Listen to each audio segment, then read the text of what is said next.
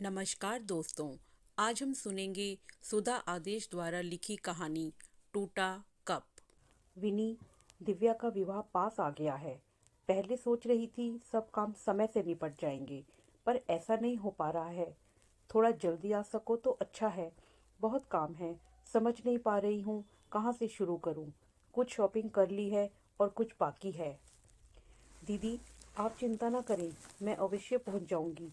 आखिर मेरी बेटी की भी तो शादी है, विनीता ने उत्तर दिया। विनीता अपनी बड़ी बहन सुनीता की बात मानकर विवाह से लगभग 15 दिन पहले ही चली आई थी। उसकी 7 वर्षीय बेटी पूर्वा भी उसके साथ आई थी। विशाल विक्रांत की पढ़ाई के कारण बाद में आने वाले थे। विनीता को आया देखकर सुनीता ने चैन की सांस ली।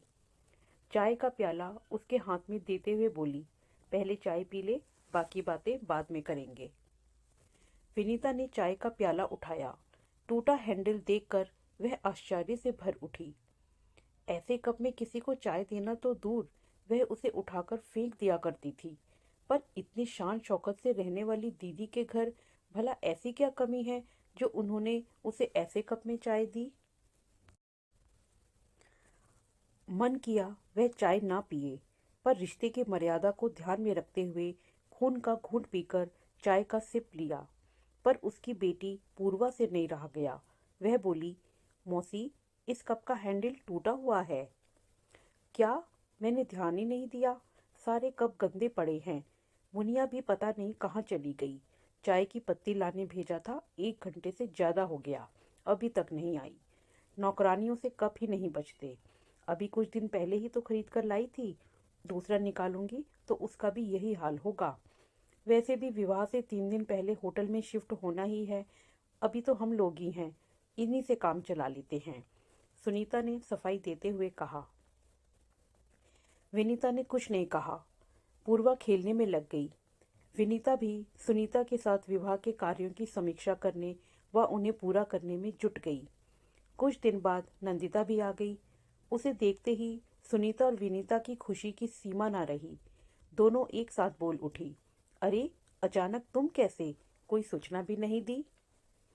मैं सरप्राइज देना चाहती थी।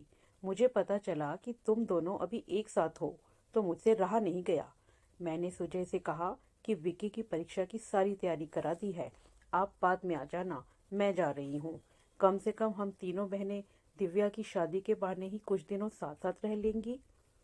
बहुत अच्छा किया, हम दोनों तुम्हें याद ही कर रहे थे। मुनिया, 3 कप चाय बना देना, और हाँ, नए कप में लाना, सुनीता ने नौकरानी को आवाज लगाते हुए कहा। फिर नंदिता की ओर मुखातिब होकर बोली, अगर पहले सूचना दी होती तो गाड़ी भिजवा देती। सुनीता दीदी की बात सुनकर विनीता के मन में कुछ दरक गया। नन्ही पूर्वा के कान भी खड़े हो गए। नंदिता के आते ही दूसरे कप निकालने के आदेश के साथ ही गाड़ी भिजवाने की बात ने उसके शांत दिल में हलचल पैदा कर दी थी। जब वह आई थी तब तो दीदी को पता था, फिर भी उन्होंने किसी को नहीं भेजा। वह खुद ही ऑटो करके घर पहुंची थी। बात साधारण थी, पर विनीता को ऐसा महसूस हो रहा था कि अनचाहे ही सुनीता दीदी ने उसकी हैसियत का एहसास करा दिया है। वह पिछले 8 दिनों से उसी टूटे कप में चाय पीती रही थी, पर नंदिता के आते ही दूसरे कप निकालने के आदेश के साथ गाड़ी भिजवाने की बात को वह पचा नहीं पा रही थी।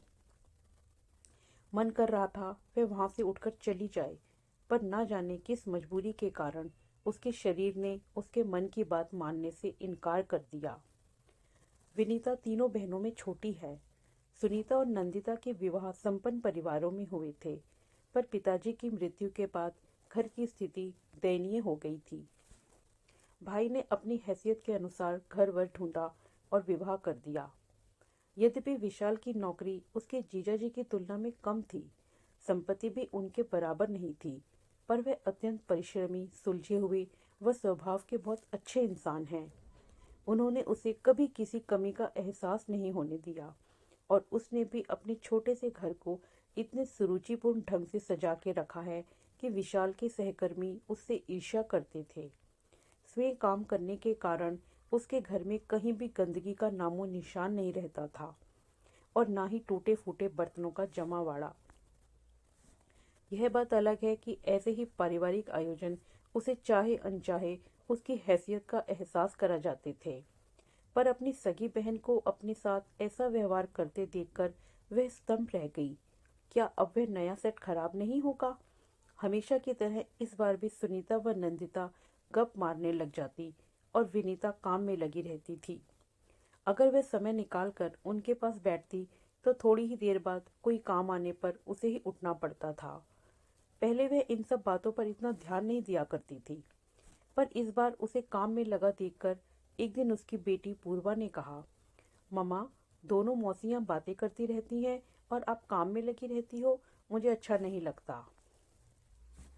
बेटा, वे दोनों बड़ी हैं, मुझे उनका काम करने में खुशी मिलती है। पूर्वा की बात सुनकर वह चौंकी, पर संतुलित उत्तर दिया। उसने उत्तर तो दे दिया, पर पूर्वा की बातें चाहे अनचाहे उसके दिमाग में गूंजने लगी। पहले भी इस तरह की बातें उसके मन में उठा करती थी, पर यह सोचकर अपनी आवाज़ दबा दिया करती थी कि आखिर वे उसकी बड़ी बहनें हैं। अगर वे उससे कोई काम करने के लिए कहती हैं तो इसमें बुराई क्या है। पर इस बार बात कुछ और ही थी, जो उसे बार बार चुभ रही थी। ना चाहते हुए भी दीदी का नंदिता के आते ही नए कप में चाय लाने व गाड़ी भेजने का आग्रह उसके दिल और दिमाग में हथौड़े मारने लगा।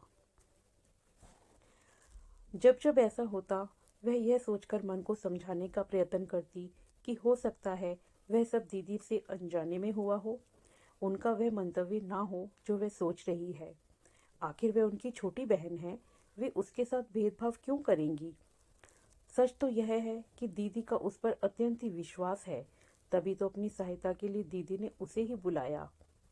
उनका उसके बिना कोई काम नहीं हो पाता है, चाहे वह दुल्हन की ड्रेस की पैकिंग हो या बक्से को अरेंज करना हो, चाहे मिठाई के डिब्बे रखने की व्यवस्था करनी हो, और तो और विवाह के समय काम आने वाली सारी सामग्री की जिम्मेदारी भी उसी पर थी। दिव्या भी अक्सर उससे आकर सलाह लेते हुए पूछती, मौसी, इस ड्रेस के साथ कौन सी ज्वेलरी पहनूं, या ये चूड़ियां, पर्स और सैंडल मैच कर रही हैं या नहीं। विवाह की लगभग आधी से अधिक शॉपिंग तो दिव्या ने उसके साथ ही की थी। वह कहती, मौसी, आपका ड्रेस सेंस बहुत अच्छा है, वरना मम्मा और नंदिता मौसी को तो भारी भरकम कपड़े या हैवी ज्वेलरी ही पसंद आती है। अब भला मैं उनको पहनकर ऑफिस तो जा नहीं सकती, फिर लेने से क्या फ़ायदा। कहते हैं मन अच्छा ना हो तो छोटी से छोटी बात भी बुरी लगने लग जाती है। शायद यही कारण था कि आजकल वह हर बात का अलग ही अर्थ निकाल रही थी। यह सच है कि दिव्या का निश्चल व्यवहार उसके दिल पर लगे घावों पर मरहम का काम कर रहा था, पर दीदी की टोका टाकी असहनीय होती जा रही थी। उसे लग रहा था कि काम निकालना भी एक कला है, बस थोड़ी सी प्रशंसा कर दो और उसके जैसे बेवकूफ़ बेदाम के गुलाम बन जाते हैं।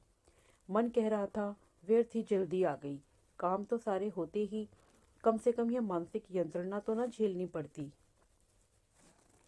विनीता, जरा इधर आना, सुनीता ने आवाज़ लगाई। देख, यह सेट नंदिता लाई है दिव्या को देने के लिए। विनीता के आते ही सुनीता ने नंदिता का लाया सेट उसे दिखाते हुए कहा, बहुत खूबसूरत है। विनीता ने उसे हाथ में लेकर निश्चल मन से कहा, पूरे 2.5 लाख रुपए का है। नंदिता ने दर्द से सबको दिखाते हुए कहा, मौसी, आप मेरे लिए क्या लाई हो। वहीं खड़ी दिव्या ने विनीता की तरफ देखकर बच्चों सी मनुहार की। नंदिता का यह वाक्य सुनकर विनीता का मन बुझ गया। अपना लाया गिफ्ट उस बहुमूल्य सेट की तुलना में नगण्य लगने लगा, पर दिव्या के आग्रह को वह कैसे ठुकराती। उसने सकुचाते हुए सूटकेस से अपना लाया उपहार निकाल कर दिखाया। उसका उपहार देखकर दिव्या खुशी से बोली, वाह मौसी, आपका जवाब नहीं, यह पेंडेंट बहुत ही खूबसूरत है, साथ ही वाइट गोल्ड की चेन। ऐसा ही कुछ तो मैं चाहती थी, मैं तो इसे हमेशा पहन सकती हूँ। दिव्या की बात सुनकर विनीता के चेहरे पर रौनक लौट आई। लाखों के उस डायमंड सेट की जगह हजारों का उपहार दिव्या को पसंद आया, यही उसके लिए बहुत था। विवाह खुशी खुशी संपन्न हो गया और सभी अपने अपने घर चले गए। विनीता भी धीरे धीरे सब भूलने लगी। समय बड़े से बड़े घाव को भर देता है। वैसे भी दिव्या के विवाह के बाद मिलना भी नहीं हो पाया, ना ही दीदी आई और ना ही उसने प्रयत्न किया। बस फोन पर ही बातें हो जाया करती थी। समय के साथ विक्की को आईआईटी कानपुर में दाखिला मिल गया और पूर्वा +2 में आ गई। इसके साथ ही वह मेडिकल की तैयारी कर रही थी। समय के साथ विशाल के प्रमोशन होते गए और अब वे मैनेजर बन गए थे। एक दिन सुनीता दीदी का फोन आया कि तुम्हारे जीजाजी को वहाँ किसी प्रोजेक्ट के सिलसिले में आना है, मैं भी आ रही हूँ। बहुत दिन हो गए तुम सबसे मिले हुए।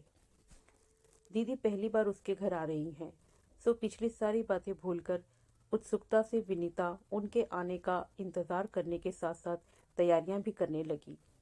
सोने के कमरे को उनके अनुसार सेट कर लिया और दीदी की पसंद की खस्ता कचौड़ी बना ली व रसगुल्ले मंगा लिए। खाने में जीजा जी के पसंद का मलाई कोफ्ता व पनीर की भुर्जी भी बना ली थी। उसने दीदी जीजा जी की खातिरदारी का पूरा इंतजाम कर रखा था। पर ना जाने क्यों पूर्वा को उसका इतना उत्साह पसंद नहीं आ रहा था। जीजाजी दीदी को ड्रॉप करते हुए यह कहते हुए चले गए, मुझे देर हो रही है विनीता, मैं निकलता हूँ। आते आते शाम हो जाएगी, तब तक तुम अपनी बहन से खूब बात कर लो। बहुत तरस रही थी ये तुमसे मिलने के लिए। शाम को आकर तुम सबसे मिलता हूँ। दीदी ने उसका घर देख कर कहा, छोटे घर को भी तूने बहुत ही करीने से सजा रखा है। विशेषतः उन्हें पूर्वा का कमरा बहुत पसंद आया। तब तक पूर्वा ने नाश्ता लगा दिया। नाश्ते के बाद पूर्वा चाय ले आई। चाय का कप मौसी को पकड़ाया। सुनीता उस कप को देखकर चौंकी। विनीता कुछ कहने के लिए मुंह खोलती उससे पहले ही पूर्वा ने कहा, मौसी, इस कप को देखकर आपको आश्चर्य हो रहा होगा, पर दिव्या दीदी की शादी में आपने मम्मा को ऐसे ही कप में चाय दी थी। हफ्ते भर तक वे ऐसे ही कपों में चाय पीती रही, जबकि नंदिता मौसी के आते ही आपने नया टी सेट निकलवा दिया था। तब से मेरे मन में यह बात रह रह कर टीस देती रहती थी। वैसे तो टूटे कप हम फेंक दिया करते हैं, पर यह कप मैंने बहुत सहेज कर रखा था, उस याद को जीवित रखने के लिए कि कैसे कुछ अमीर लोग अपनी करनी से लोगों को उनकी हैसियत बता देते हैं, चाहे वे उनके अपने ही क्यों ना हो। और आज उस अपमान के साथ अपनी बात कहने का मौका भी मिल गया। सुनीता चुप रह गई। बाद में वह पूर्वा के कमरे में गई और बोली, सॉरी बेटा, आज तूने मुझे आईना ही नहीं दिखाया, सबक भी सिखा दिया है। शायद मैं नासमझ थी। मैं यह सोच ही नहीं पाई कि हमारे हर क्रियाकलाप को बच्चे बहुत ध्यान से देखते हैं और हमारी हर छोटी बड़ी बात का वे अपनी बुद्धि के अनुसार अर्थ भी निकालते हैं।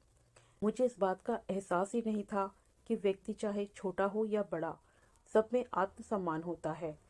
बड़े एक बार आत्मसम्मान पर लगी चोट को रिश्तों की परवाह करते हुए भूलने का प्रयत्न भी कर लेते हैं, किंतु बच्चे अपने या अपने घर वालों के प्रति होते अन्याय को सहन नहीं कर पाते और अपना आक्रोश किसी न किसी रूप में निकालने की कोशिश करते हैं।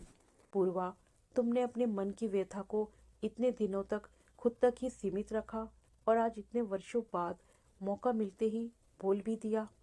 मुझे खुशी तो इस बात की है कि तुमने अपनी बात इतनी सहज और सरल ढंग से कह दी। आज तुमने मुझे एहसास करा दिया बेटा कि उस समय मैंने जो किया गलत था। एक बार फिर से सॉरी बेटा। यह कहकर उन्होंने पूर्वा को गले से लगा लिया। जहां सुनीता अपने पिछले व्यवहार पर शर्मिंदा थी, वहीं विनीता पूर्वा के कटु वचनों को सुनकर उसे डांटना चाहकर भी नहीं डांट पा रही थी। संतोष था तो सिर्फ इतना कि दीदी ने अपना बड़प्पन दिखाते हुए अपनी गलती मान ली थी। तो यह था कि आज उसके दिल से भी वर्षों पुराना बोझ उतर गया था। आखिर आत्मसम्मान तो हर एक में होता है। उस पर लगी चोट व्यक्ति के दिन का चैन और रात की नींद चुरा लेती है। शायद उसकी बेटी के साथ भी ऐसा ही हुआ था। आज उसे यह भी एहसास हो गया था कि आज की पीढ़ी अन्याय का उत्तर देना जानती है, साथ ही बड़ों का सम्मान करना भी। अगर ऐसा ना होता तो पूर्वा सॉरी मौसी कहकर उनके कदमों में ना झुकती। धन्यवाद।